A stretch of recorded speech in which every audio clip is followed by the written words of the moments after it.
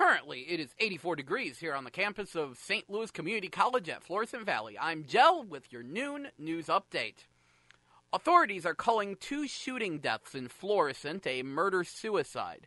Police say Mahmoud Abu Kanan shot and killed his wife Linda before turning the gun on himself. The couple was found dead Sunday night inside a house in the 1500 block of Manowar Drive. The victims had 6 children, 5 of whom were living in the home. A man is dead following a shooting in St. Louis. Police say the victim was shot yesterday near Minnesota Avenue and Chippewa Street. The victim was pronounced dead at the scene. A person of interest was taken into custody. 2 persons of interest are in custody following a shooting in St. Charles County near Wentzville. Police say 2 neighbors in the 2600 block of Joannis Lane were arguing last night when one shot the other. The victim was taken to the hospital with serious injuries. The incident is under investigation. And there is a new assistant director of the St. Louis Art Museum. Deanna Griffin has been named the assistant director for curatorial affairs and museum programs. She will start her new position next month. She is currently the Director of Registration and Collections Management at Fine Arts Museums of San Francisco. Now, on to the weather. Today, it is sunny with a high of 90, low of 67. Tomorrow, it will still be sunny with a high of 89, low of 69. Thursday, partly cloudy, high of 87, low of 64. Friday, it'll be sunny, high of 83, low of 63. And Saturday, cloudy with a high of 82, low of 65. So, we're going to be cooling off only slightly as we get to Friday and Saturday. It'll still be in the 80s. So, still very warm, very summer, but a little less bad. Anyway, that concludes the news and weather. Currently, it is 84 degrees here at KCFV. I'm Jell, and this has been your noon news update. But please stay tuned, because after we take a short break, we'll be back with GameBabble Live, your video game news and information show, which airs every Tuesday from noon to 3 p.m. We will kick the show off with the newest video game releases for this week and next week, and what anime are in theaters, before going on with a random pile of all sorts of video game news. Until then, though, here is Monday by Men Working in Trees, here on 89.5 FM KCFV The Wave. Diverse music for your diverse mind. That was Beauty's Pain by The Gift, here on 89.5 FM KCFV The Wave. Diverse music for your diverse mind. I'm your host, Jell, and welcome back once again to GameBabble Live, your video game news and information show, which airs every Tuesday from noon to 3 p.m. We'll kick the show off with the new game releases for this week, what's coming out next week, and what anime are in theaters. So, let's kick things off with the PlayStation 4. What have you got for us, PS4? Well, today we've got Aces of the Luftwaffe Squadron, Earhart, Tales of Broken Wings, Bud Spencer and Terrence Hill, Slaps and Beans, Candle, The Power of the Flame, Detached, Gnome's Garden 3, The Thief of Castles, Mega Man X Legacy Collection 1 and 2, Narcosis, Phil's Epic Philippix Adventure, The Banner Saga 3, The Council Episode 3, Ripples, The Persistence, Train Sim World, V-Robot. Oh, does that mean we've actually got 3 VR games this week? Because I know Detached and The Persistence are VR, and V-Robot should also be VR. Anyway, tomorrow, Remothered, Tormented Fathers.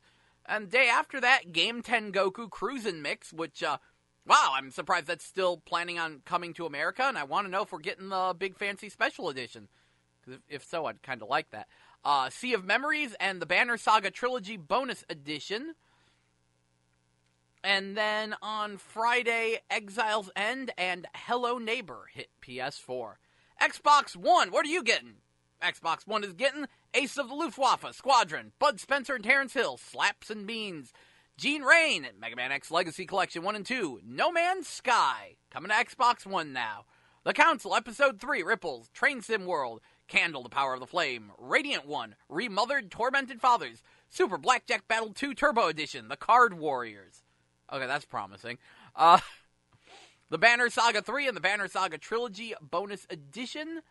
And yeah, that wraps it up for this week on Xbox One. Nintendo Switch, what have you got? You got Life Goes On, Zakaria Pinball, Flashback 25th Anniversary Edition, Mega Man X Legacy Collection 1 and 2, Semblance, Toby, The Secret Mine, Voez, Candle, The Power of the Flame, Crossing Souls, Pixel Lines DX, 500 More Puzzles, Sleep Tight, Banner Saga 3, Element, Final Light, The Prison, Go Vacation, Hello Neighbor, and Tiny Hands Adventure. 3DS has nothing this week, and PlayStation Vita gets Phil's Epic Philippix Adventure and Exile's End. As for next week, PlayStation 4 will be getting 1979 Black Revolution Black Friday. 8 to Glory, Apex Construct, I guess that's getting a physical release, Castaway Paradise, Chasm, Pixel Ripped 1989, which is a very interesting looking VR game. It's a VR game about playing video games without getting caught. South Park, the Fractured Butthole, Bring the Crunch. The Sims 4, Cats and Dogs. And that sums it up for next week. Xbox One next week is getting hashtag Wargames, 8 to Glory, Castaway Paradise, Forsaken Remastered. Really, as Forsaken Really? Really? As in the N64 game? As in the freaking, what's that thing? The sort of Descent clone? It's getting remastered? No. Yes? I guess Forsaken is getting remastered. Okay. That is actually incredibly shocking. I don't think anyone has cared about that game since 1998. Wow. That's 20-year anniversary. Welcome back, Forsaken. Good to see you again. Forsaken. The future is Forsaken. Okay, so Forsaken's getting remastered. That least expected thing on this list. Anyway, South Park, The Fractured Butthole, Bring Crunch, and The Sims 4 Cats and Dogs, along with one more dungeon, 1979 Revolution, Black Friday, Jump Gunners, and Super Dungeon Tactics. Nintendo Switch next week is looking forward to Code of Princess EX, South Park, The Fractured Butthole, Bring the Crunch, Titan Quest, State of Anarchy, Master of Mayhem, 1979 Revolution Black Friday, Crush Your Enemies, Cycle 28, Ikimu, Splinters of the Dark Shard. That's a title. Flat Heroes, Johnny Turbo's Arcade Shootout, Kensho, Not a Hero Super Snazzy Edition, Road to Ballhalla, The Inner World, and The Inner World, The Last Wind Monk. Are those the same thing? Whatever. And I believe that sums it up for Switch. Yes, that sums it up for Switch next week. 3DS, nothing really. Oh, wait. Next Friday, 3DS is getting WarioWare Gold. And Vita is getting Chasm. Yes, that. The word with the CH and then the ASM. Good times. I'm sorry, my mind is still blown from the fact that they're doing a remastered version of Forsaken. Okay, remaster what you want, it's a free country. Anyway, anime in theaters. So, Makio When the Promised Flower Blooms is still in theaters right now from July 20th to 26th, so you've still got a few more days to catch that one. Let's see, what else have we got? See, it looks like Princess Mononoke will be in theaters dubbed tomorrow. So if you want to catch that, that is tomorrow. And then July 28th and the 30th is Sailor Moon R and Sailor Moon S movies as a double feature. I believe that sums it up for July. Let's type in August and see what we see. Anything worthwhile for August? August 4th and 6th is Sailor Moon Super S, the movie, and Ami's First Love as a double feature. Nifty. And oh dear, is that for everyone? Ooh, I think it might be time for me to cry. I've actually never seen this classic. Looks like Grave of the Fireflies is going to be hitting Studio Ghibli Fest August 12th dubbed, August 13th subbed, and August 15th dubbed. So that's a thing. And oh, hey, Laughing Under the Clouds Gaiden, Part 1 and Part 2 double feature will be in theaters August 24th. And that's it.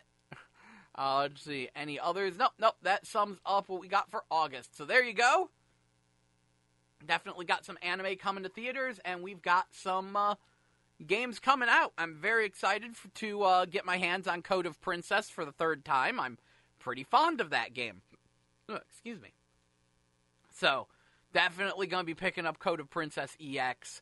I kind of want to get my hands on Go Vacation. That's definitely on the list of things I want. Pixel Ripped 1989, want to try that. I need to search more into Game Tengoku Cruisin' Mix.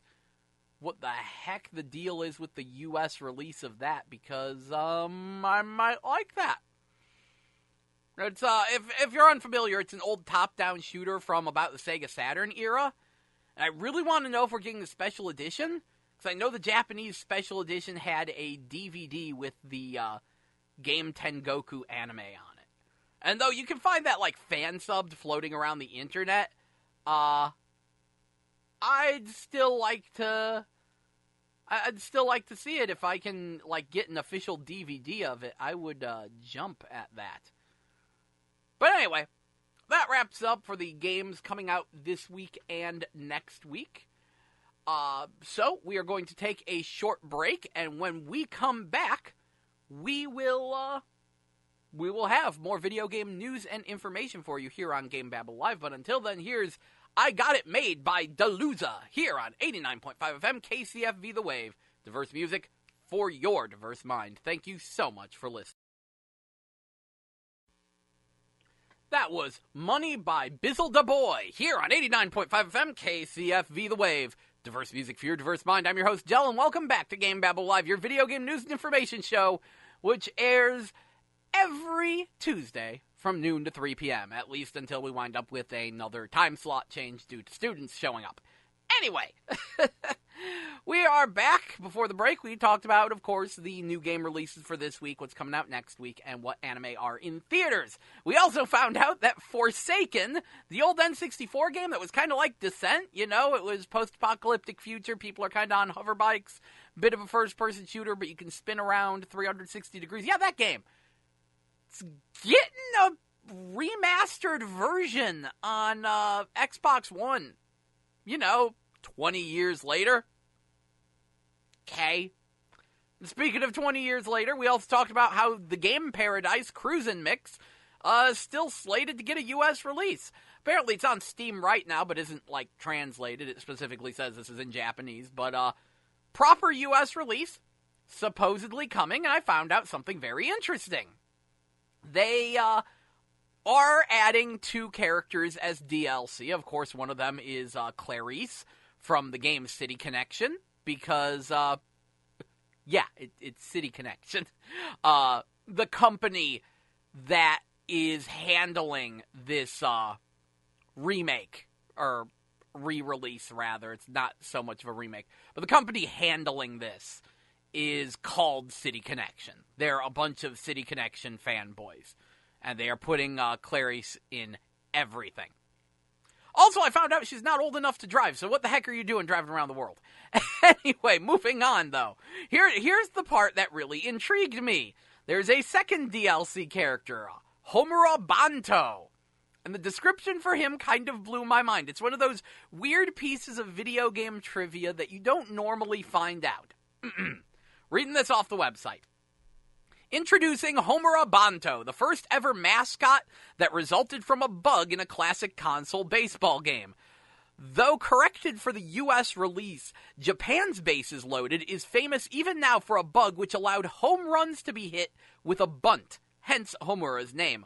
Homura's character design is courtesy of none other than the legendary Kenichi Sonoda.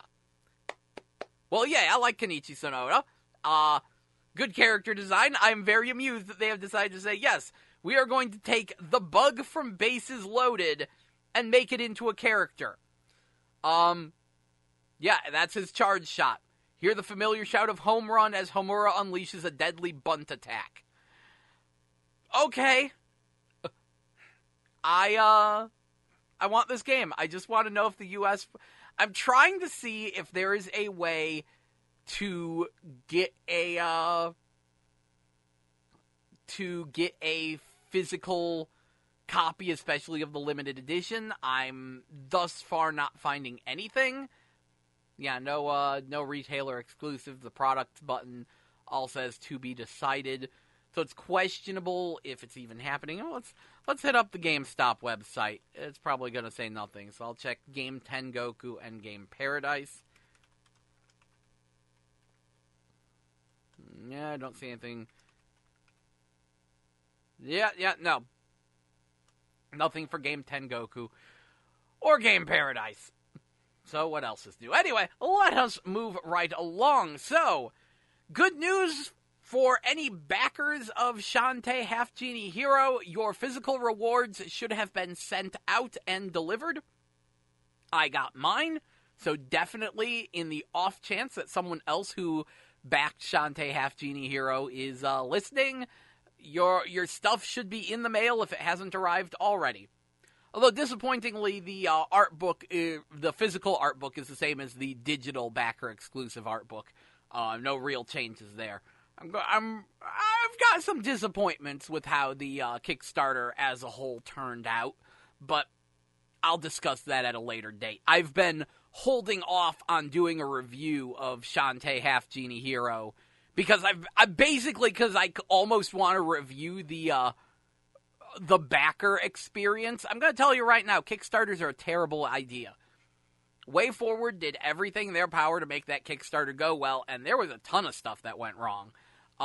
Lots of things that disappointed me, but a lot of it was out of their control. A lot of it was different video game companies not having their stuff together at different times, and the sudden burst in popularity that the Shantae series experienced when, after the Kickstarter. Because before that, it was pretty much an unknown game. And then Kickstarter happens, and all of a sudden everyone's talking about it. And yeah, a lot of things changed over the course of that Kickstarter. It was a very interesting experience, and definitely something I'd like to chronicle. Of course, that would require me to get off my butt and make an episode, but I would like to do that. I've especially been holding off on reviewing the whole Shantae package because everyone else already did it. That was the thing. Like, I didn't get my copy of the game early enough to do like an early review and beat everyone to the punch. In fact, I think I was one of the backers that wound up getting their copy of the game later than everyone else. That happened more than a few times, thanks to companies just not having their stuff together. So there was no way for me to be like, oh, GameBabble exclusive review of Shantae Half Genie Hero. So, nah. Moving right along, though. Actually, yeah, no, I just remembered, yeah, all the reviewers got their review copies before I got my backer copy. That was one of those things that kind of annoyed me. Anyway, moving right along, though, onto something far more delightful. Grand Blue Fantasia Relink is getting an English version. There's no signs of a U.S. publisher yet, and if the game doesn't get a U.S. release, someone needs to be slapped. But, even if it doesn't, you'll be able to import an Asian copy. This is all good. Why do we care about Grand Blue Fantasia? Is it Grand Blue I think it's Grand Blue Fantasy. I think I'm getting the title wrong. Anyway, why do you care about this game? Why do you care about Grand Blue Fantasy Relink? Easy. It's made by Platinum. Yeah, the people who did Nier Automata, Bayonetta, Transformers Devastation, which is a highly underrated game. Those people. Yeah, the Bayonetta people, yeah. They've been working on this game for a few years now. I've been talking about it here and there because they haven't released a lot of information. It's based on a mobile game, but it's supposed to be a 4-player co-op action RPG. Looks gorgeous, and combat looks rock solid, and I can guarantee you that though Teenage Mutant Ninja Turtles Mutants in Manhattan was a terrible game, the netcode in it was really, really good. So, 4-player co-op online Granblue Fantasy relink, that sounds really promising. There's a very good chance that this will be a very good game, which makes it really frustrating that no one's talking about it. Like, I've known about this game since before they canceled Scalebound. Because when everyone was sitting there going, oh no, Scalebound is canceled, my response was always, hey, at least we got Granblue Fantasy Relink coming. Which I think always looked more promising than Scalebound anyway. So to anyone who's salty about the cancellation of Scalebound, keep an eye on this, although this one's PS4 and not Xbox One, so that's a little bit of a problem. Getting back to things that make us sad, though, for Phantasy Star's 30th anniversary, Sega has announced Idola Phantasy Star Saga, a mobile game. Cry for Idola the mobile. Yeah. And it probably stings even more because it is a classic turn-based RPG. So that makes, of course, all the old-school Phantasy Star fans go, yay, I really wanted a classic turn-based Phantasy Star RPG and not want another action MMORPG thing where you're crawling through dungeons and stuff. A real Phantasy Star, yay, except it doesn't look a darn thing like Phantasy Star. I don't see any sci-fi anywhere in this. I don't know how you screw that up, especially after how poorly received Phantasy Star 3 was. But at least Phantasy Star 3 had Ren. At least it had the end game. It got sci-fi eventually. I'm looking at this and I'm like, that ain't Phantasy Star. And you don't have to do a lot to make a game look like Phantasy Star. You just gotta have some laser swords and robots and you're good. Done. It's like all I ask. Honestly, you don't even need the laser sword. Just some robots. Just anything sci-fi. Phantasy Star is a sci-fi RPG series. Have a sci-fi element. But no, we just, there's a chick, she got a staff, and there's a dude in a t-shirt, he's got a sword. Like, is that it, the t-shirt? Is it the t-shirt makes it sci-fi? Character designs are so bland. Ugh. Could probably spend hours ranting about how terrible modern anime character designs are, and I actually intend to. Oh, that's in development. Oh, we got that for an episode. Anyway, moving on. Let's see. Taiko no Tatsujin has almost been completely confirmed for a US release for the Nintendo Switch, which is good, because it's a really good game, and it's sounding like it's going to use the motion controls of the Switch controllers for at least one of its control modes, and that's actually very promising. If you've never played it, Taiko no Tatsujin is a drumming game. You take big old drumsticks and you hit a big old taiko drum. Well, taiko drum controller is mildly expensive. I should know. I own one and still have it duct taped to a table. So yeah, for the Switch one, they're just take the controllers, drum with them. And considering how basic it is, I mean, it's left side, right side, hit the center, hit the sides. I'm pretty sure that the Joy-Cons will actually be able to handle that. And if not, I think it's got alternate modes. But anyway, yeah, so Taiko no Tatsujin Drum and Fun is pretty much confirmed. Like, apparently people data mined the Japanese copy and found the US title screen on it. It'll be called Taiko no Tatsujin Drum and Fun. Which, again, really weird, because they already released a Taiko no Tatsujin in America under the title Taiko Drum Master. But I guess the Switch is where games go to get their original titles back. Because, of course, Puyo Puyo used to be called Puyo Pop in America, and then we got Puyo Puyo Tetris with the name regularified. Whew. Moving on. Let's see. Fallout 76 beta begins October 2018. So if you care about that game, it's still a thing that's happening. There will be a beta. I'm more interested in Phrase Fight. Phrase Fight is a Parappa-style rhythm game coming to Switch in Japan. It's a rhythm fighting game. The idea is that the players take turns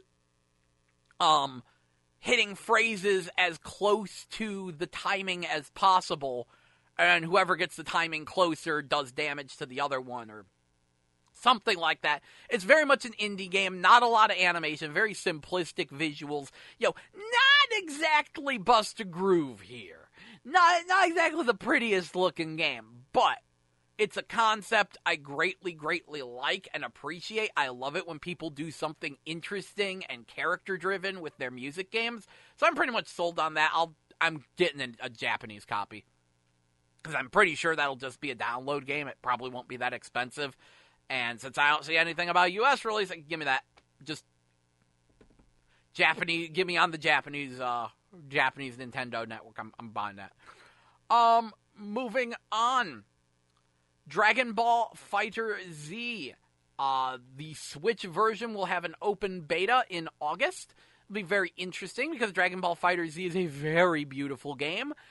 We know the graphics have to be downgraded for the Switch release, but that it must maintain a solid 60 FPS that is required for a fighting game. Everyone has been saying it's running very nicely and that the graphical downgrades aren't too noticeable. It'll be interesting to see if that is true. But speaking of Dragon Ball Fighter Z, hey, the next round of DLC characters have been announced. Trailers are up for regular Goku and regular Vegeta, because you know what this game needed? More Gokus. At this point, it's a running joke. Okay, the sheer number of Gokus has been a running joke since Dragon Ball GT Final Bout. Okay? If you ever played Dragon Ball GT Final Bout on PS1, you know what I mean. And if you've never played it, don't. But Dragon Ball GT Final Bout, it had a lot of Gokus in it, to the point where it had Super Goku and Super Saiyan Goku as two separate characters, when what they meant was Dragon Ball GT and Dragon Ball Z Super Saiyan Goku. It was dumb. That one had a lot of Gokus, and yeah. Dragon Ball Fighter Z, also a lot of Gokus. We got Super Saiyan Goku, we got Super Saiyan Blue Goku, we got Base Form Goku, and then we've got, I feel like I'm missing a couple Goku. Oh yeah, Goku Black. And then, you got Gogeta, and then, Bardock's kind of a Goku. There's a lot of Gokus in that game. My favorite thing was actually, I saw someone play a team of the Goku Rangers. They took regular Super Saiyan Goku, Super Saiyan Blue Goku, and Super Saiyan Black Goku Rose thing, and gave them the appropriate colors for their outfits. So Super Saiyan Goku was in yellow, Super Saiyan Blue Goku was in blue, and Super Saiyan Rose Black Goku. Bleh! Your names, they get a little silly. You should be happy I'm calling him Super Saiyan Blue Goku and not Super Saiyan God Super Saiyan. Ow! The series gets dumb. Either way, the one with the pink hair got the pink outfit, and they looked like Power Rangers. It was amazing. Someone was playing the Goku Rangers. And if you're ever going to play a team of all Gokus, be sure to play as the Goku Rangers, because that was amazing. And if you want something really amazing, while we're talking about this, while Dragon Ball Fighter Z is... The funny thing is, we knew base Goku and base Vegeta were coming. This is not a surprise. People hacked it, and we thought they were going to be the first DLC characters. And Bandai Namco course corrected really hard, because they realized, oh crap, people are going to be pissed if they have to pay money to play as base Goku and base Vegeta. This is not going to go over well with the US fan base. Quickly get us Bardock and Broly. Now, having said that, to anyone disappointed in the character roster for Dragon Ball Fighter Z, all the DLC characters, number one, this is why you don't buy season passes if they don't tell you what's in there. Because that's why I didn't buy a season pass. I was like, so who's coming? Well, we don't know. We're just getting a bunch of characters. Well, call me when the characters stop sucking. Actually, yeah, where did Cooler go? He didn't get released yet, did he? Anyway, we're still expecting Cooler. But yeah, that's why I don't do season passes, usually, unless I know what's in them and what's coming down the pipe, have a better idea than just, a couple characters. And I'm like, that could just be a pile of Gokus. And, oh, look, it wound up being a pile of Gokus. So But to anyone disappointed in that and going, oh man, I wish my character would have gotten into Dragon Ball FighterZ, good news, remember, about a month or two ago, they announced there will be more characters for Dragon Ball FighterZ. There will likely be a second season pass. They'll add more characters. Because really, you don't need to make a new one. You nailed it. Game's great. Keep updating it. Keep adding characters. Looks beautiful. Plays like a dream. But yes, people are a little bit jealous because Kefla is being released for Dragon Ball Xenoverse 2. Yes, Dragon Ball Xenoverse 2 is still getting updates. I guess we're not getting a Xenoverse 3 for better or for worse. And if you like Dragon Ball Xenoverse, there's a thing I have to tell you about. Go online, go on your YouTube, and look up a little thing called Super Dragon Ball Heroes. Go find one with English subs. See, Dragon Ball Heroes is this arcade card game they have in Japan. In Japan, they actually have arcade machines that can read trading cards and dispense trading cards. And one of these is called Dragon Ball Heroes. And Dragon Ball Heroes is infamous because it has freaking everything. Anything you could think of. It has Super Saiyan 3 Raditz. There's a card for that. That's the thing, because it's also connected to the internet, so they can update it, and they can just add in the dumbest, most fanficky characters ever. There's a new version of Dragon Ball Heroes coming out in Japanese arcades called Super Dragon Ball Heroes, and to promote it, they are making a short anime series, like 5-minute long episodes kind of thing. And of course, fans are fan subbing them. They're up on YouTube. They are all a bunch of fanfics. You gotta see it. Like, they are so beautifully dumb. Like, it starts with, Goku and Vegeta, they're training with Beerus and Whis, when all of a sudden, Mai shows up and is like, hey, Trunks has gone missing. And then Fu, who's the son of, Toa and Mira, shows up and is like, oh yes, he's on the prison planet. And then, bwahaha, this was all a crazy experiment I had. And then Goku has to fight Goku because it's one canon's version of Goku fighting the Dragon Ball Xenoverse Time Patroller Goku. And Time Patroller Goku goes Super Saiyan 4, while the other Goku goes Super Saiyan God Super Saiyan, and they fight. They don't fight for nearly long enough, but I just sit there and I go, what a fanfic. And then the second episode, they have to fight the evil Saiyan Kumba, and I'm like, aren't Saiyans, like, evil by nature? Did we forget that? But it's fine, though, because it's the dumbest fanfic. It ties in with Dragon Ball Xenoverse. It's in that same We have a fanfic verse for Dragon Ball.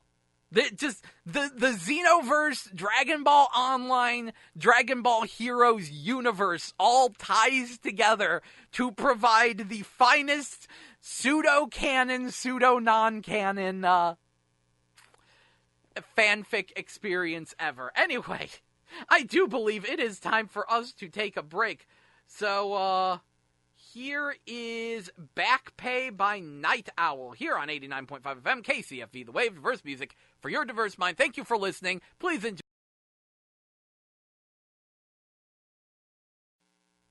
That was Two Vaults by T Grizzly featuring Little Yachi here on 89.5 FM KCFV The Wave, diverse music for your diverse mind. I'm your host, Jellin. Welcome back to GameBabble Live. So, you ever have one of those weird instances where you're doing a thing, and then you just keep finding things? So I'm still trying to figure out if there's going to be a physical release for Game 10 Goku Game Paradise for the U.S., and I found out that City Connection is apparently the company that's handling the Game 10 Goku thing. City Connection. They are releasing a game called Cyvariar Delta for Switch and PS4. Classic-ish shoot-'em up. Apparently, the original Cyvariar was released in 2000. And then I find out that Cyvariar 2 was made by Skonek. To anyone unfamiliar with that, Skonek was the Korean company that made one of my favorite PSVR games, Mortal Blitz. So I'm like, what the heck are you doing? And then they released it on Dreamcast in 2003, which was well after the Dreamcast stopped being a thing. Actually, that was when the Dreamcast officially stopped being a thing, because that's when Sega released their last game for it, which was Puyo Puyo Fever. Dreamcast version kind of sucked. Long story. That was actually after they lost the rights to make them.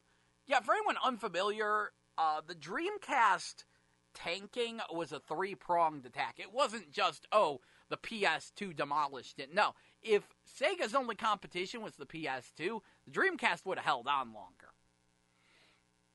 It also wasn't just piracy. The thing that really helped kill the Dreamcast on top of those two things, like if it was any one of those things, the Dreamcast could have soldiered on. But the thing that really killed the Dreamcast was you had the piracy, you had the popularity of the PS2, and you had the fact that the Dreamcast uses Windows CE to make game development easier, and their license on Windows CE had run out.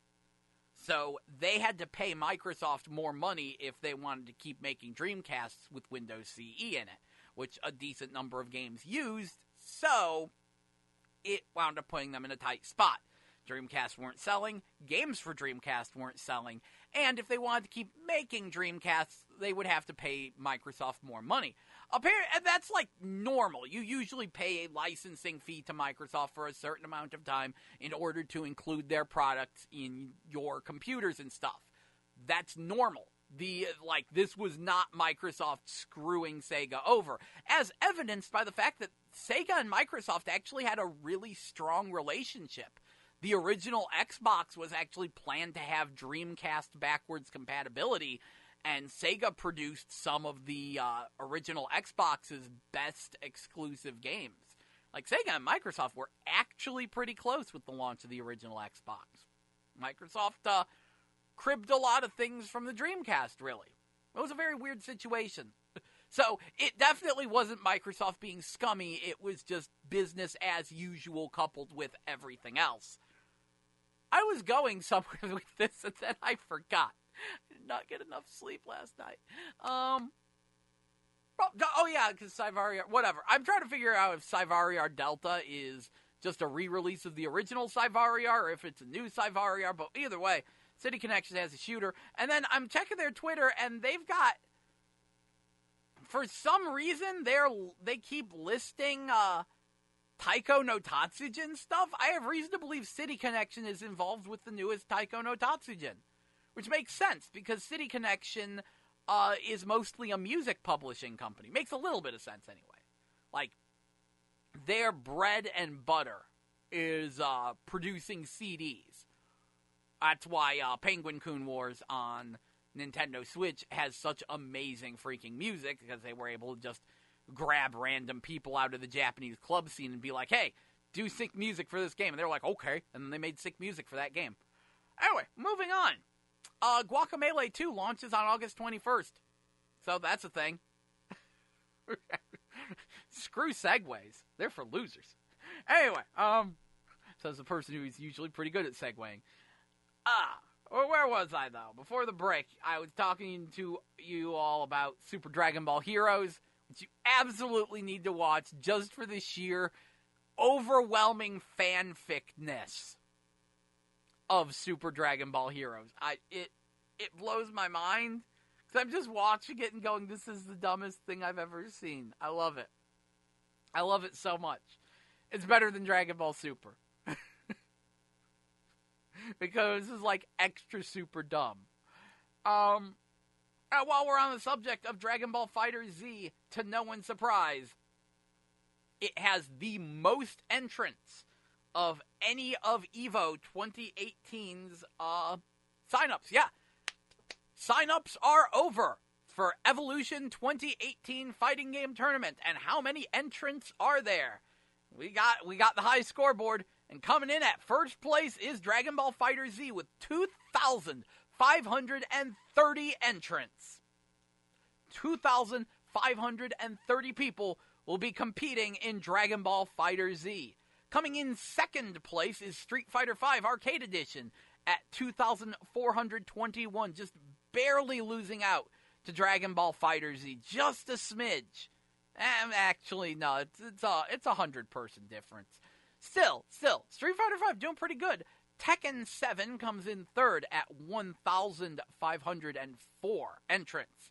Super Smash Bros. For Wii U has 1,303 entrants, while Super Smash Bros. Melee has 1,302 entrants. One less entrant for Melee. One! So, the question is, are they all the same people? Is the Smash for Wii U and Smash Melee, because the reason you run both of them is because they have different communities, but in this case, is it different? Anyway, after that is Blaze Blue Cross Tag Battle at 1,148. Disappointingly, Guilty Gear Xrd Rev 2 only has 621 entrants, and last place goes to Injustice 2 with 356 entrants. So, pretty big gaps in there. I'm actually surprised how, quote-unquote, few entrants there are for Tekken 7. A part of me actually expected Tekken 7 to beat Street Fighter 5, but Street Fighter 5, second place, but Dragon Ball FighterZ, no, that's the one that's lighting the fighting game world on fire, despite all the Gokus. I mean, for some people, you can never have enough Gokus.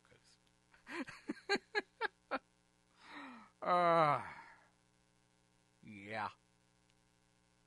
Actually, speaking of Street Fighter V, though, so Ryu's a Power Ranger now. Yeah, apparently there's a mobile fighting game called Power Rangers Legacy Wars, and a couple weeks, maybe a month or so ago, they did a Street Fighter crossover. They're like, hey, we're going to take characters from Street Fighter, we're going to put them in Power Rangers Legacy Wars. And now they've just announced, Ryu's a Power Ranger now. Like, not just, Ryu is in Power Rangers Legacy War. No, he morphs into Ryu Ranger and has special Ryu Ranger attacks, which are actually really cool. They need to put the Ryu Ranger in Street Fighter V. I might buy Street Fighter V if you put Ryu Ranger in it, because that's kind of the best. I kind of love it. Ooh. Speaking of Japanese things... Wait, that's my entire show. That was a terrible segue. Get more sleep, get better segues. But anyway, so, moving past that. Digimon Survive is the name of the next Digimon game. They are still making Digimon games. Going to be on PS4 and Switch. And it is still definitely taking a slightly darker, more serious tone. It's some kind of strategy RPG, survival, visual novel hybrid thing. Looks mostly strategy and visual novel. I don't know how much of a survival aspect there's going to be to it. But yeah, the plot is that like a bunch of kids go out camping and they get sucked into the digital world, and now they're trying to escape with the help of Digimon. So, kind of the usual Digimon plot, but I'm really liking what I'm seeing with the lighting in the visual novel sections. Definitely gives it a more serious tone. I don't know if this one's exactly gonna be for me. I'm kind of all about the monster breeding and raising thing, so I don't know. But we'll see how it develops. It's still a ways away. Yeah, it's still set for next year, so we got time. It could shape up to be really cool, or it could be completely lame. Let's see. Unfortunately, it is one of those slow weeks, because, we are in the middle of summer. Towards the end of summer, technically. And that's when the game drought hits. It's after E3. Everyone's prepping for their fall deluge, because, of course, fall. If you don't pay attention to video game releases, and I need a thing to talk about here, fall is when all the games come out. Like, all of them. Because, of course, Christmas. You want to get your games out before Christmas, but if you release them too early, if you released your games now, they'd be forgotten about before Christmas. So you kind of start it all in August. That's when some of the other games come out. Get a couple in September, and then, of course, October and November, you push those game releases hard. There is so much stuff slated for October of this year. It is stupid. Because, Christmas. Christmas is a thing. Everyone's waiting for Christmas, and then when Christmas hits, Christmas hits. I don't know what else to say. And of course, after that, there was a bit of a gap, and then February to March 30th is the scramble section, when you get a lot of weird Japanese games released in order to get them in for the first quarter of the new year. So, there's your game release lesson going on there. I don't know. Let's see. Astrobot Rescue Mission for PlayStation VR comes out October 2nd. That makes me happy. Also, may as well run out the list. Summer Lesson Allison and Chisato is up for pre-order on Asian PSN. Now, talking PlayStation VR, those are, of course, Summer Lesson is a game where you play a tutor to assorted cute girls that are rendered very high quality by the Tekken team, actually. And yeah, all of these have been out in Japan for a while. They released the first one, which was Hikaru. It was either Hikari or Hikaru. But anyway, they released the first one in English in Asia a while ago. No US release, but again, PS4 is region free. You can just import it. But they released the first one in Asia a while ago, and it was a question of what are you going to do with the other two girls? Are they getting English releases or not? And now the answer is yes. Yes, they are getting English releases. It's just a big old delay. And they're actually going to make it a double pack, which is the only reason I'm ever going to care about Chisato, because I'm here for Allison Snow. I have that one in Japanese. So there you go. I'm very excited to get my hands on some English Summer Lesson. That's the thing. And then today I mentioned Detached and the Persistence, along with, what's the other one? V-Robot coming out. Detached is interesting. It's a sort of space survival game that specifically says this will make you sick. Like, it doesn't make concessions for motion sickness, which I think. That was Bang Bang by Story of the Year here on 89.5 FM KCFV The Wave. Diverse music for your diverse mind. I'm your host, Jell, and welcome back to GameBabble Live, your video game news and information show, which airs every Tuesday from noon to 3 p.m.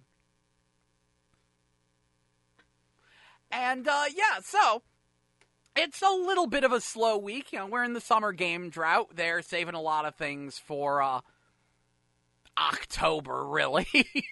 But yeah, there's stuff in August and stuff. And honestly, that's right. I need to look up. Do I still have that open? I don't. Crap. I need to look up the betas, because this week is supposed to be a bunch of betas. Unfortunately, I can't report on them because they're not right now. They're like going on today and the following dates. I know Naruto Shinobi Striker is supposed to be having another beta, which is good because I couldn't get into the last one. As much as I don't like Naruto, I'm interested in this one because it's being made by Valhalla Studios, which was Tomonobu Itagaki, the DOA guy, and Ninja Gaiden. Yeah, him? He left Koei Tecmo eons ago. He formed this studio. They made Devil's Third. It flopped, and this is like their second game. And I want to see what they do with this, because it's supposed to be like a multiplayer arena fighting game with custom characters. A custom character part I didn't even know about until recently, and that gives me hope, because then maybe I can make a character that isn't boring. I hate Naruto's character design. That's my beef with it. And honestly, now since we've got time to kill, may as well explain the Tomonobu Itagaki situation, because so many people have that one wrong. Itagaki was such a loud, outspoken game developer during his time with Team Ninja and Tecmo that even though he left the company back in like 2006, 2007, people still refer to him when talking about various things in the DOA series, even though he has nothing to do with it now and has actively complained about the direction it's gone in. Because Itagaki's honestly an idiot. But, I'm talking about 5. But, yeah. A lot of people think that he got fired or that there was a sexual harassment suit against him because he's Tomonobu Itagaki. No, What happened was that Tecmo was run by a bunch of crooks. Apparently, because he did a press release about this, the way it went down was in Japan, and a lot of the game industry really, there's this thing called a completion bonus. When you finish making a game, when the project is completed, it goes gold, it's being put on a disc and sold out there, they give you a bonus. They give you, they give you extra because, hey, you finished the job. And, of course, there's going to also be, like, a break between jobs. Well, Itagaki just wrapped up 2 games at the end of 2006. Ninja Gaiden 2 and Dead or Alive Extreme Beach Volleyball 2. Both those, got those done by end of 2006, got them out there. And he's like, so where's my completion bonus? And, like, I think he actually didn't get paid for a couple weeks. So he goes to his boss, he's like, where's my money? I did my job, you're not paying me. And they said, we're not paying you. We have no intention of paying you. And if you don't like it, either quit or sue us. To which Itagaki said, why not both? So he quit and he sued them. Causing Tecmo to go into bankruptcy and allowing Koei to buy them. That's why they're Koei Tecmo right now. Because Koei had that Dynasty Warriors money. And even though they were screwing up with Dynasty... Actually, did Dynasty Warriors 6 even come out by this point? I don't think it did. So they were still rolling in, like, Dynasty Warriors Orochi. Well, Warriors Orochi money. Oh, that was good. They had money. They bought Tecmo, and now they're Koei Tecmo. That's what happened. And... yeah, there was, like, some talk of, like, the higher-ups at Tecmo possibly embezzling money from the company. Like, they were just taking it. There was a lot of rumors. I remember hearing... I'm trying to find proof of this. Because I remember hearing something about them showing up to E3 that year with an empty booth. They just had a couch, some booth babes, and some booze. And that was it. That was their E3 for that year. Because they had no games coming out. And they just offered people a drink and laughed about the fact that their company was screwed. Because they had embezzled funds from it. I swear I saw an article on IGN about this, about their awkward experience of drinking with the people at Tecmo, but I cannot find that article again. So I'm like, was that in the Berenstein universe? You know? I swear that happened, but I can't find proof of it. So, still though, you can find proof of Tomonobu Itagaki's thing, because he told everyone about that. He's a very loud guy. World's loudest oatmeal cookie, in fact. And, yeah, he told everyone when he quit Tecmo that it was because they weren't paying him. As for the sexual harassment case, that was thrown out and both parties were told to stop being children.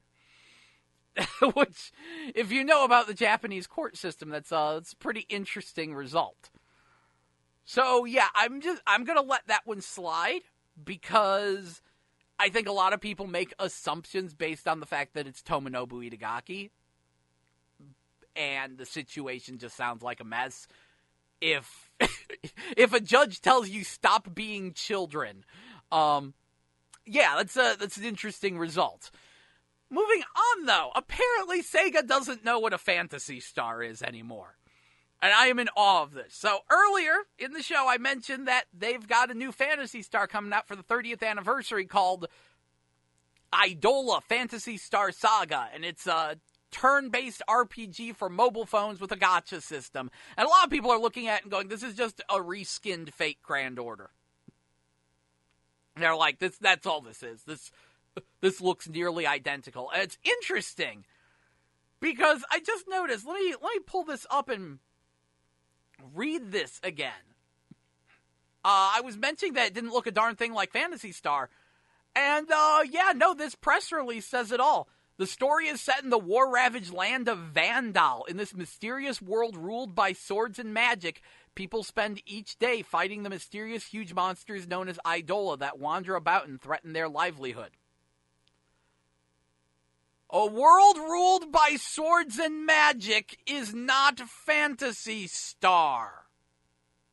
Phantasy Star is a sci-fi RPG. It has always been a sci-fi RPG. Sci-fi fantasy, perhaps, but sci-fi nonetheless. That was the hook. That was the twist. The whole point of Phantasy Star was that they made a sci-fi RPG so that way it would stand out and be original and unique, which is still a thing to this day. There is nothing original or unique about Idola Phantasy Star Saga. And I'm not the only one angry. The YouTube video is currently sitting at 264 likes and 1,200 dislikes. And it looks like it's still going to be going. Thankfully, at least Sega lets us post comments. There's a lot of companies, I think Namco Bandai was one, that don't even have a comment section. They just turn off the comments. At least here, Sega is letting us give them the middle finger. So, credit for that. Credit for them giving us the ability to tell them they are Sega. But what's interesting is that this is not the only time this has happened. Phantasy Star Online 2, which still doesn't have a US release and people are still angry about, for the record, rightfully so, because the game is friggin' amazing. You can find a fan translation of questionable allowability. It's weird. The Phantasy Star Online 2 situation is weird. Like, technically, Americans aren't supposed to be playing on the servers. They've IP banned a bunch of people before, but now, I don't know. It's just a weird situation. But there is a fan translation you can download from some surprisingly dedicated fans. But PSO2 technically still doesn't have a US release, but the 6th episode opening trailer had a very similar like-dislike ratio. It had 1,000 likes and 2,300 dislikes. And do you know the problem with the 6th opening for Phantasy Star Online 2? I should probably clarify, the openings go with the episode. So this is like episode 5, episode 6 of Phantasy Star Online 2. And the big twist was that it was fantasy. It was typical swords and sorcery fantasy, didn't look a darn thing like Phantasy Star. And people also complained due to, like, the opening didn't show any teamwork. It was just 2 hero characters steamrolling everything, and apparently that's actually pretty accurate to the game because they add some kind of hero class that's horrifically overpowered. I don't know. And, so that was an interesting like-dislike ratio, and this is actually quite relevant because the developers of Phantasy Star Online 2 have been talking about their quote-unquote year of hardship. Mm-hmm. You don't say. I mean, it's still one of the most popular MMOs in Japan, but they're like, oh, we've had a year of hardship. Yeah, because putting fantasy with an F in Phantasy Star with a PH don't work. It's not about swords and sorcery and elves. It's about space and laser swords and robots and space elves that are genetically engineered from biomonster genes. I thought we knew this. That's the thing that makes Phantasy Star, and it is funny. Not funny, it's funnily frustrating. Sega, just stop. Just stop. So Sega's screwing up again. And that's the problem. Because,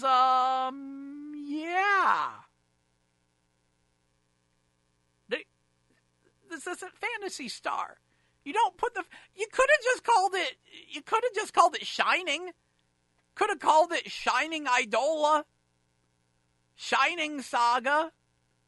You have another RPG series that you use for your more normal fantasy stuff, the Shining series. It has a bunch of games. You just re-released one, and you've already screwed up the character designs of that series, so this would fit right in. You could have just done that. Why Phantasy Star? Idiots. Idiots, the lot of them. I don't know. I don't know. is it just me, or have there been a lot of reboots making people sad? Just disappointing reboot after disappointing reboot. And it's funny.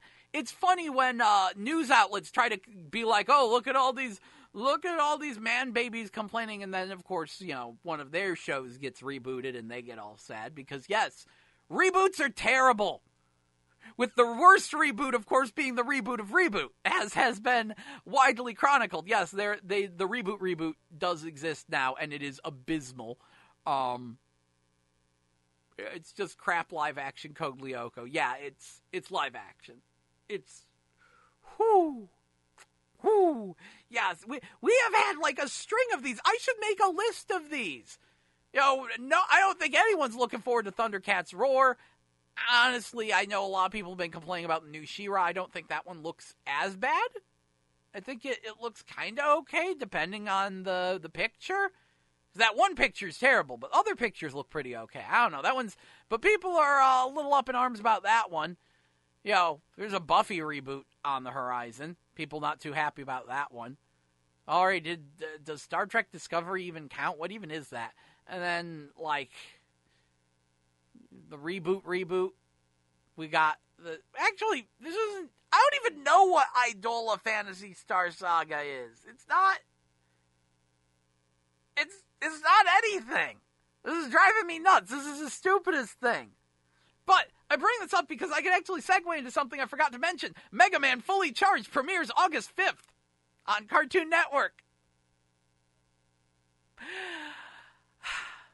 You want to talk about some sadness. There's a preview trailer for it up. Apparently it is set for 52 episodes, each one 11 minutes long, so brace for a whole lot of commercials. If you've never seen it, Mega Man Fully Charged is an American-produced CG Mega Man series. And to its credit, the bosses look fantastic. There's a preview video up. Fireman, thumbs up, looking solid. Love the way he looks. For a minute, I see Fireman rampaging, and I'm like, this show could be good. Then I see some of the human characters, and I'm like, show could still be good. Then I see more of the human characters, and I'm like, this is getting a little iffy. And I'm like, I'll let the dumb-looking Mega Man slide. Maybe it'll be fine. And then the mini-bot in his forehead starts talking, and I'm like, this is looking really bad. I see the main girl, I'm like, this is looking really, really bad. And then they just start abusing pixel art, and I'm like, stop. Because for, first little bit of Mega Man Fully Charged, I was like, wow, at least it's better than the old American Mega Man cartoon. And by the end of the trailer, I was like, I miss the old American Mega Man cartoon. I miss the old Mega Man cartoon. This looks worse. Good job. Mega Man Fully Charged looks painful. There's a lot of pixel art abuse. They are banking way too hard on the pixel art. They're using little pixel art explosions for transitions. There's this part where Fireman is explaining why he went rogue, why he's angry. And they show the flashback in 16-bit pixel art. And there's just a lot of that going around. It's like, I don't know if this is clever or awful. I know that kids these days are very fond of pixel art now. It was a very weird experience. I was in V-Stock about a year ago, and there was actually a kid, a very small kid, who actually told me to my face that he only plays pixel art games, which I found to be very weird. He was a very big fan of Stardew Valley, was looking for the game that inspired it, so I pointed him to where Harvest Moon was. Because he'd heard that Stardew Valley was inspired by Harvest Moon, and he wanted to play it. Thumbs up to that kid. But it was weird. It was a weird experience having a kid tell me that he only plays pixel art games. That was not the future any of us expected. I'm kind of happy about it, but still weird. And at the same time, though, it kind of makes sense because indie games are cheaper than a lot of other games. A lot of indie games are pixel art. In a weird way, it makes sense. But yeah, so I guess there's a degree of sense to using that much pixel art, but at the same time, there's also a part of me that goes, maybe you should have just done the whole show as pixel art. Might have been better. Might have made you realize just how terrible your Mega Man design is. It's a really bad design. The faces, all the problems, that's the problem, the faces. It's the faces. All the faces look terrible. Fireman looks good because he doesn't have a face. He doesn't have, like, a human face. He has, robot mask and angry eyes, and that looks phenomenal. I cannot praise their Fireman design enough. He is so good. And then everything else in Mega Man Fully Charged is so increasingly crap. Like, Villain Guy? Okay, Villain Guy's okay. Mega Man... And then you see, like, the main girl, and it's like, oh, wow, you're just terrible. Please get out of here. Also, whoever thought Minibot was a good idea needs to be slapped, because, yeah, Mega Man has a sidekick in his forehead named Minibot, and it is a freaking PlayStation Playroom robot, like, almost exactly. I'm like, that doesn't have anything to do with Mega Man. Why would you put that in the... No, stop. Stop with the... No. There is always a chance it could go the Sonic Boom route and become so overwhelmingly self-aware it becomes good. But I have my doubts. I think you all need to listen to some music. Here's Supplies by Justin Timberlake here on 89.5 FM KCFV The Wave. Diverse music for your diverse mind. And stay tuned for more GameBabble Live as we continue with me sighing into a microphone. Thank you for listening. Enjoy Supplies by Justin.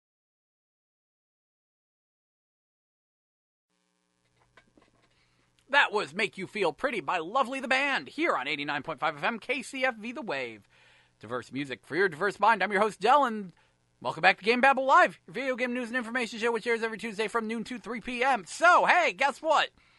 Realm Royale is coming to PS4 and Xbox One. That is the Battle Royale game from Hi-Rez Studios, the makers of Paladins, which it's pretty much Paladins Battle Royale, which, unlike most Battle Royale games, gives it a little bit of an edge. I mean, there's two main things about it. Number one, free to play.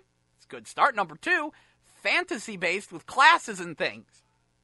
That's called adding something unique. The Battle Royale craze has been something we've all pointed and laughed at, all of us, because this was a stupid idea. Look, video games constantly have bubbles that burst. Every time there's some genre that gets stupid popular, everyone jumps on the bandwagon, everyone fails at it, and then they move on to a new genre. Way back in the early 90s, it was radical animal platformers. Think about all the Sonic clones that came out. Your Awesome Possum, your Punky Skunks, your, you could kind of say Sparkster, but he was actually good. What else was there? I mean, there were a bunch of them, and they're just not coming to my mind. I mean, Arrow the Acrobat, Gex, in a way. There were a lot of animals with attitudes coming out back in the 90s in platforms. Of course, Bubsy. That was a thing, and a lot of those did not take off. So that was one. There was also the fighting game craze, where everyone was trying to make their own Street Fighter 2. A lot of those didn't necessarily work out. Some of them did. Actually, a decent number did. Like, Fighter's History is actually considered to be a good game, and a lot of people still like it to this day. There is a competitive scene for Fighter's History. But, yeah, that was another craze. And then, of course, first-person shooters. Everyone had to make a Doom clone, and that continued on for a while. And then, World War II shooters. There were a ton of those for a good long while. We just got done. We had them, but now, like, it seems like it's getting the time period for these bubbles. I think they're bursting faster because news about the games spread faster, and people can be disappointed in them faster. Like, no one knew someone was making a game called Awesome Possum Kicks Dr. Machino's Butt. No one knew that game was coming out until that game came out, or that game was nearly out. And then they said, wow, someone actually made this game. I ain't buying it. But now people can, like, look at games when they're way earlier in development and go, well, I ain't buying this game. And then they can leave messages and people find out, oh, maybe we're making a huge mistake by chasing these trends. Because we had the MOBA game trend, which was a terrible idea because no one's going to play more than one MOBA game. But no one's going to, because a lot of them play very, very similarly. And the whole point is that they have to be played multiplayer. They have to be played competitively. So if there is no competitive scene, if people aren't playing it multiplayer, then there's no point for it. And there were way too many of them. So that fell apart. There was also a bunch of people putting out MMOs for a while before that. But actually a little bit. MMOs could be a bit more varied. MOBA games, that bubble burst, but that led to the hero shooter craze. There were a bunch of people hopping on I am losing my words. Hopping on board the hero shooter craze. We gotta make hero shooters. And instantly people were told, you're an idiot. Like, straight to their faces. It was called Battleborn. Battleborn came out actually a couple weeks before Overwatch. But everyone knew Overwatch was coming. Everyone knew Overwatch was the game to play. So why would they ever play Battleborn? Even though Battleborn was better on paper and practice, it really wasn't that great. I played the beta of it. I was like, eh. And Battleborn, like, became a joke. It became an instant joke. Because it looked so much like an Overwatch clone. And it did so much just not that good that Battleborn was a complete flop. A legendary flop. So Battleborn happened, and as people made fun of Battleborn hard enough that anyone else coming out with a hero shooter was like, maybe we're making a huge mistake. But now we're going straight from hero shooters into Battle Royale. Bunch of people jumping on board the Battle Royale bandwagon, and it is just not working out for them because why would you ever play anything other than Fortnite? The biggest problem is that no one has a hook. Not even PlayerUnknown's Battleground. That's the problem. Like, this is the interesting thing about this. PlayerUnknown's Battleground, it wasn't technically the first Battle Royale game, but it was the one that really kicked it off. And they've been screwing up with that really, really badly. They haven't been updating it enough. It doesn't run well. Technically, it's still in beta. It's not monetized well. It doesn't look good. The Xbox One release is not only Xbox One exclusive, which is actually a bad idea, but again, that one's like barely even playable. So people look at PlayerUnknown's Battleground, and that was the game that started the craze, and that looks bad. It's not doing all that hot.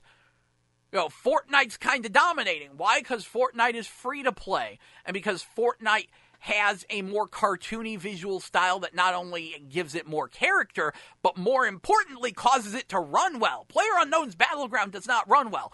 Fortnite runs like a freaking dream. That game is silky smooth.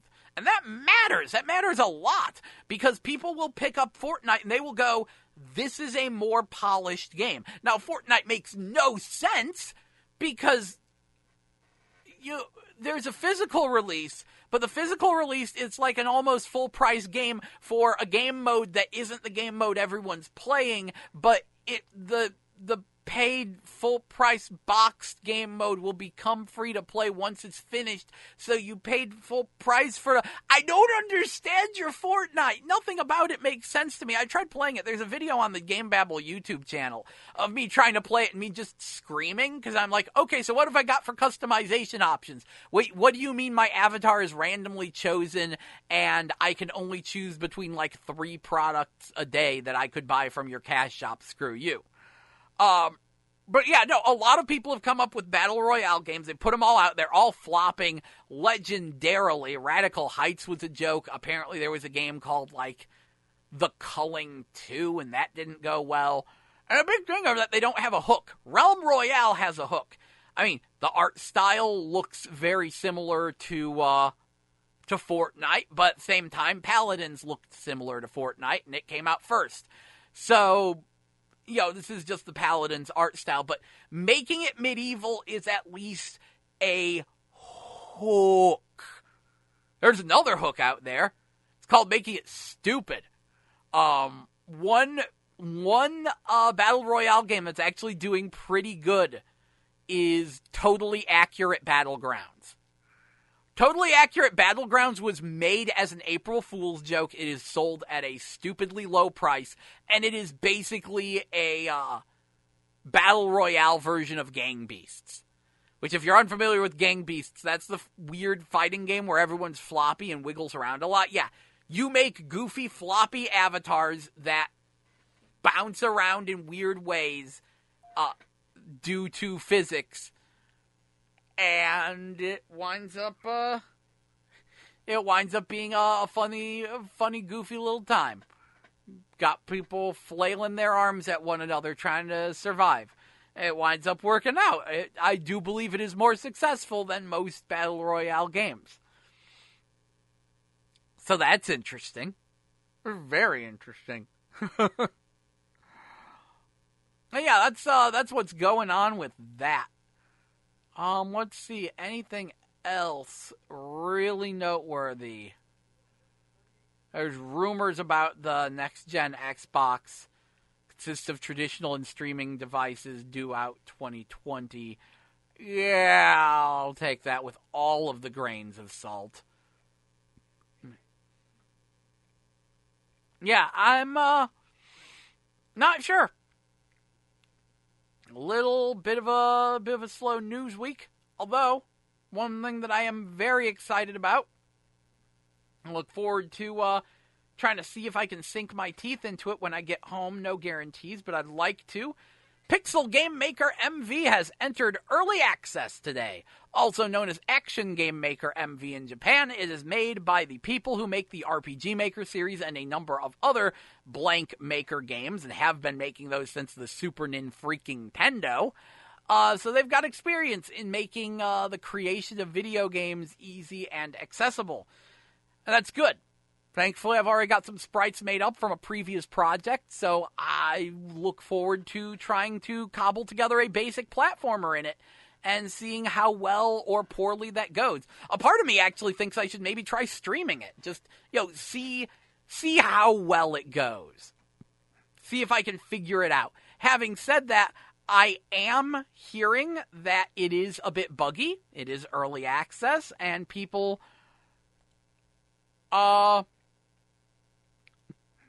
yeah, it is a bit buggy. Checking the Steam store page, I saw people saying that it has a bad tendency to crash a lot.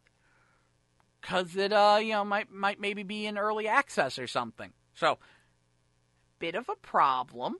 But, at the same time, 20% off. And considering the amount of polish in the RPG Maker series, I actually expect this bug to be ironed out. These people have been making these kinds of games for a very long while. They are generally very polished, well-made experiences.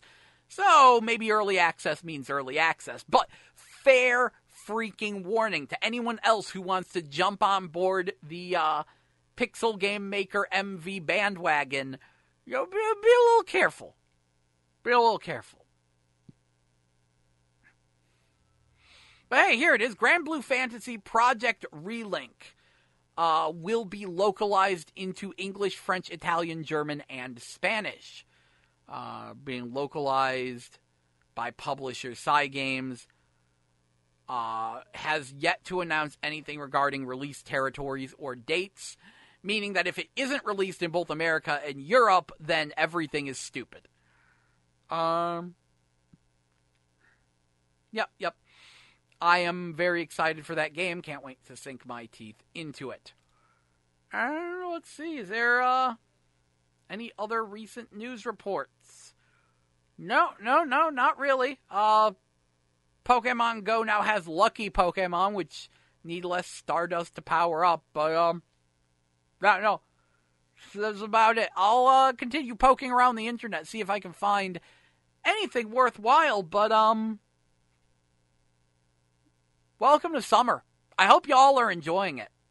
So I think I have a topic for when I get back, but I'm thinking I might have to take a break. Because, it's summer. It's a calm time. It's a cool time. Maybe you should spend that time playing in a Waku Waku 7 tournament, because we got one of those scheduled for Saturday. I had to see if we're streaming that or not. If not, then I'm going to see if I can stream it. See if I can maybe get some eyes on that, maybe put up a thing on my YouTube channel telling people how to sign up and compete in the Waku Waku 7 tournament, because goodness knows that's one of my favorite fighting games. Yeah. So, until then, though, I'm going to kick you back to the music. So here's the Alien Ant Farm version of Smooth Criminal here on 89.5 FM KCFV The Wave. Diverse music for your diverse mind. Thank you so much for listening, and stay tuned. I'll come up with something for after the break. So, catch you back here for more GameBabble.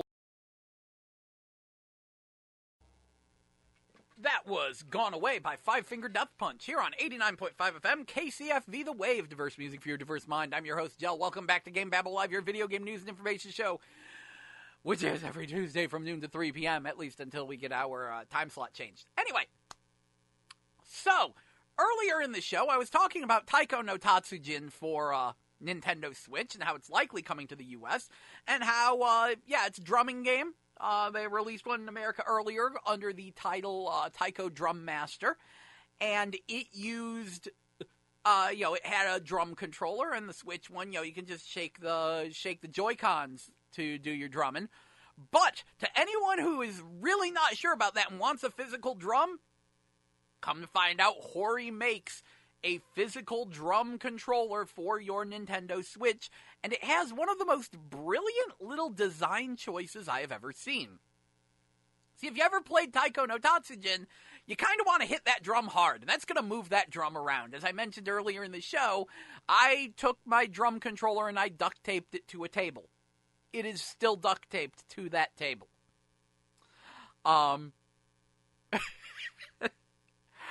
Because I needed it to stop moving.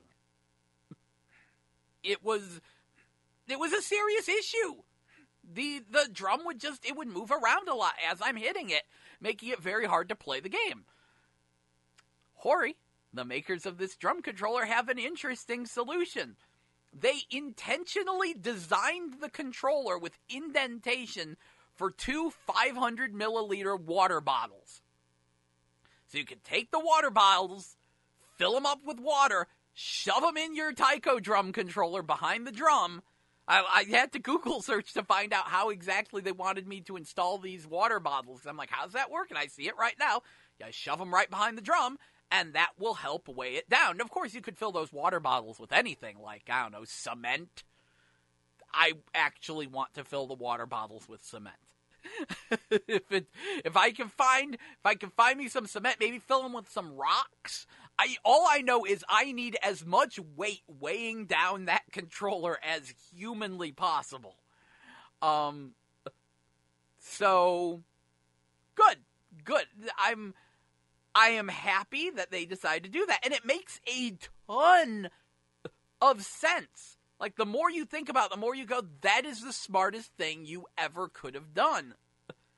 Because, of course, making the controller actually heavier, putting the weight in there from the start, would drastically increase the price to a stupid degree, entirely because of shipping. It's not a thing you think about, but shipping heavy items makes them cost more. So this way they can keep the controller lightweight and still make it as weighed down as you want to.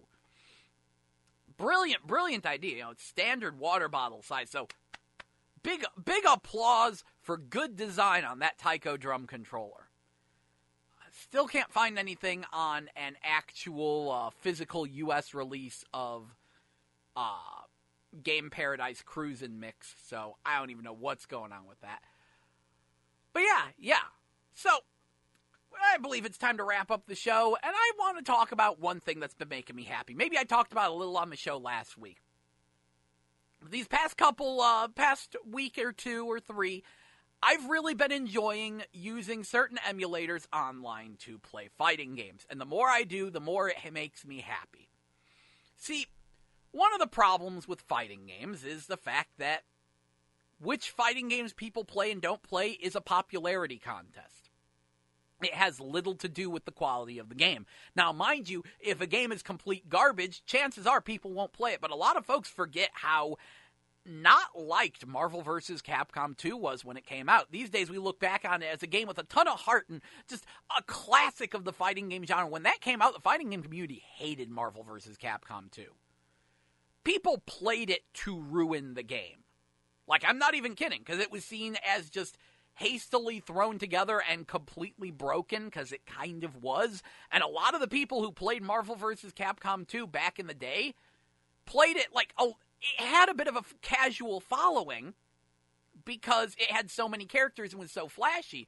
But it was so broken that most, serious fighting gamers only played it to troll any casuals. They would find the most broken, busted combinations of characters and moves and do 300% damage combos and just completely destroy the game in order to try to get the people who like the game to hate it. But it backfired. Because then the people trying to troll the casuals would fight other people trying to troll casuals, and they would try to troll one another, and all of a sudden Marvel vs. Capcom 2 got good because it became a game about trying to break the game as hard as possible competitively. And it wound up, balancing itself out. Marvel vs. Capcom 2 is just a weird story, and I find it funny, the rose-tinted glasses people view it in. I remember when that game first came out and everyone hated it. But that is as close as we have gotten to a competitively played bad fighting game. I'd make an argument for Third Strike, but that's a long story. The point is, it doesn't really have anything to do with balance. It doesn't have anything to do with depth and quality. Those are things that help make a game popular, but if you made a really good fighting game that was super balanced and super deep, there's no guarantee it would actually take off. Unfortunately, fighting games are a popularity contest. Kind of because they have to be. Fighting games are best played against other players. And other players aren't exactly sitting around playing a lot of just random obscure there's not exactly a player base for Clay Fighter 63 and a third Sculptor's Cut, okay? We don't exactly have that. Until now. Thanks to the mighty power of the internet and the brilliant people who came up with the GGPO-style netcode, we can now play fighting games online. And I cannot stress how important GGPO is to fighting games as a whole. Because when fighting games first started going online, I was worried that it was the end for fighting games.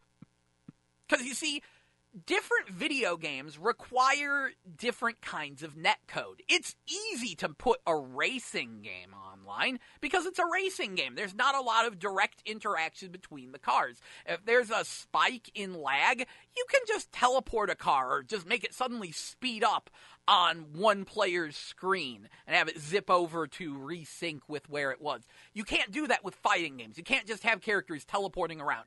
In a fighting game, every single frame is vital.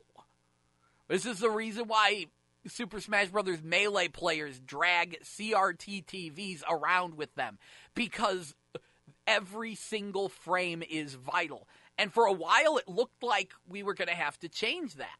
It looked like fighting games were going to have to start building lag into their controls. It's no secret that I hate Mortal Kombat Deception, one of the earliest modern fighting games with online play. And it did exactly that. It built the lag into its controls. If you actually sit down and play Mortal Kombat Deception, it plays like a dumpster fire. And that's because they built the lag into the controls. They made it intentionally laggy even when you're playing it offline, and the game feels terrible because of it.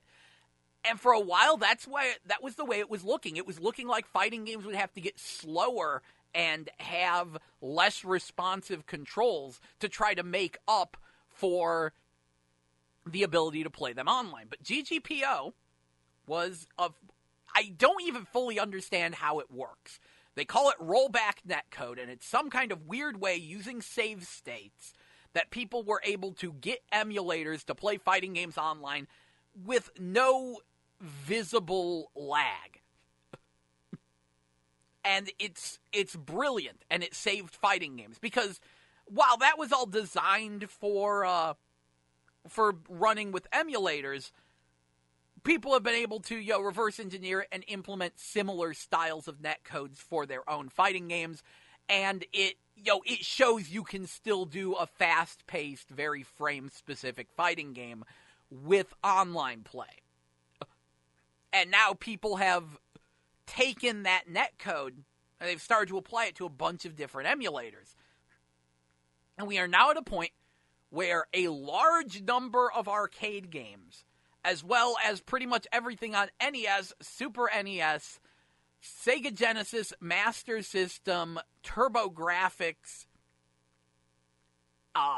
PS1, and now even Saturn, can all be played online practically lag-free. And there were thousands of fighting games released in the 90s that were overlooked. And the general thought from so many people is, oh, well, those games were overlooked for a reason. There's this belief that they weren't as good as the stuff from Capcom. To be blunt, the fighting game community is a bunch of Capcom fanboys, and if it's not from Capcom, they feel no shame in snubbing it. But anyone who's spent any amount of time, actually sinking their teeth into, say, Bloody Roar, knows that that's actually a really, really, really good fighting game. One that still holds up shockingly well today. I have no qualms with saying, if you go back, play Bloody Roar 1 back on PS1, yeah, that still holds up against Tekken 7 and Dead or Alive 5 and any 3D fighter that comes out today. I can almost guarantee I would say, from a gameplay standpoint, it'll probably compete with DOA 6 and Soul Calibur 6. I firmly believe that will likely happen. So, yeah, that game still feels good. It's still a shockingly meaty, well-made game, but no one really spent any time with it. No one really played it. But now, internet's finally changing that. We are reaching a point where we can play so many of these games online. And so now we just need to find a competition, and that's where the Discords come in. Discord, of course, lets you make different, chat community things for each different games. Of course, I'm in a Bloody Roar community. I'm in a Waku Waku 7 community, and they're going to have themselves a Waku Waku 7 tournament over the internet this Saturday. And that's a thing we can do. And yeah, Waku Waku 7 is one of my personal favorites, and it's one that's always driven me insane, because so many people have emulated that game through questionable legality. Hey, I actually own the Neo Geo home cart for it, alright? Thing was not cheap. But a lot of people emulate that game through questionably legal means, and they fell in love with it, and they called it, this is the best obscure fighting game that no one has played. But there's so many people who have said that I'm like, I don't think it's obscure anymore. Why aren't you playing it? By the way, if you want a legit copy of it, it finally got a US release back when the Switch launched. You can get Waku Waku 7 on your Nintendo Switch. I give it my full recommendation, but that's no surprise. I'm kind of the world's biggest Waku Waku 7 fanboy. So yeah, and now we finally can. Now I can finally play against someone in that game, and we can sink our teeth into it and really find out how these games are. And that's not the only one. There's so many fighters out there that remain relatively unexplored. And I'm so glad that now, finally, we will be able to explore those games. And I'm hoping to see more of it. One of the most interesting ones is JoJo's Bizarre Adventure. Because, of course, nowadays, JoJo's Bizarre Adventure, it's got a new anime series, and people are watching it, and it's on Toonami, actually, because Toonami's back, and it's, like, midnight on Cartoon Network. And they're showing JoJo's Bizarre Adventure Stardust Crusaders, and it's a long-running manga series, but for the longest time, like, the first time anyone in America ever saw anything about that show, or the manga, or anything, was the fighting game from Capcom. The manga was practically unheard of in America. The OVA series was still really early in its run and did not have a U.S. release. America's first taste of JoJo's Bizarre Adventure was a fighting game from Capcom in the late 90s that got released on PS1 and Dreamcast.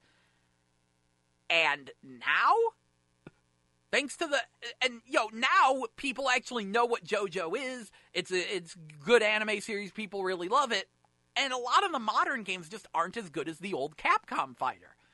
And so a bunch of people got together and said, why don't we play the old Capcom fighter? And now there is, if you look on YouTube, you can find them pretty easy. There is the JoJo's Bizarre Adventure weekly tournaments. There is a community for this game now, and every week they play it. And they have like 20, 30 active people in every tournament playing JoJo's Bizarre Adventure over the internet, and it makes me happy, even though that game is completely broken. Obviously, Pet Shop is banned, but even with that, the game's completely broken, but people are just sinking their teeth into this old, weird fighting game, and they're finding stuff and really exploring it, and that makes me incredibly happy. Because there are so many good fighting games that just get ignored. And I want to see all the people come out of the woodworks. I know there's a Gundam Battle Assault 2 community, because every time someone posts a Gundam Battle Assault 2 video, someone will go into deep technical detail about it, and I'm sitting here going, when's the tournament? We can play it online. I played it online. I've got a video of me and my friend Horseplay playing Gundam Battle Assault 2 over the internet with no lag. So, where are y'all at? Where's our Gundam Battle Assault 2 tournament? Because I kind of want to see that. I want to see high-level play of Gundam Battle Assault 2. I want to see y'all fight. Get on it. I hear somewhere out there's a small advanced variable GO2 community. Get on it. I want to see that fight. I want to see all of these games get more fully explored. Why? Because, again, I think the fact that so many of them got ignored because they weren't from Capcom is kind of criminal.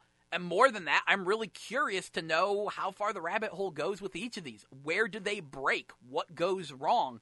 And could perhaps there be some fighting game that was released in the 90s that was completely ignored that happens to be the greatest fighting game ever made and we just never knew?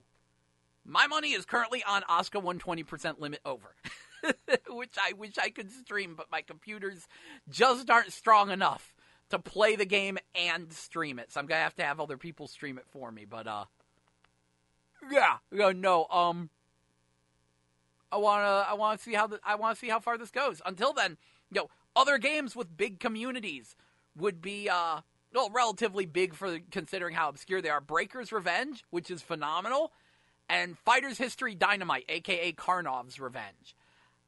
That one I don't quite get, but it makes me happy that they exist. A friend of mine explained it to me as Horseplay was explaining it to me as everyone in Fighter's History Dynamite is broken. And you have to play around everyone's BS, and that winds up inadvertently making it kind of balanced in this convoluted, backwards way. And I'm like, okay. I'd love to hear other people in the Karnov's community weigh in, but it sounds legit. Because you also don't need to have it be a good fighting game.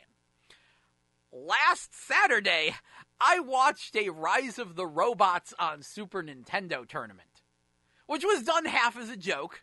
Apparently, Mike Ross had entered the previous week's tournament, and whoever wins gets to choose the next game, and decided to troll everyone by saying Rise of the Robots tournament.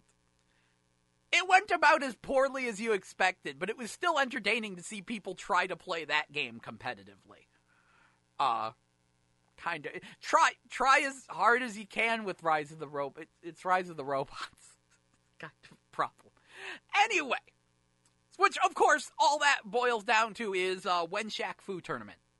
Because there's nothing stopping us now. It's time to make it happen. I will keep you posted if I have to host that myself. If I can stomach Shaq Fu long enough to learn the game. But I'll keep y'all posted. But until then, y'all might want to keep your eyes out. I kind of want to do... I need to do any video, but I kind of want to do a video talking more in depth about that and exploring certain games that I like. I'm happy about the internet. Thank you, internet, and everyone who has worked so hard to make these dreams into a reality. Oh, wow, well, time for us, and that wraps up the show for this week. Time for us to take a break, so thank you so much for joining us. Boom, it is 3 o'clock. This has been 89.5 FM KCFV Ferguson. Your source for diverse music for your diverse mind. Thank you so much for listening to 89.5 FM KCFV The Wave Ferguson. We will catch you next week with more GameBabble Live from noon to 3 p.m. Until then, though, here is Black Magic by the Amazons. Thank you so much for listening.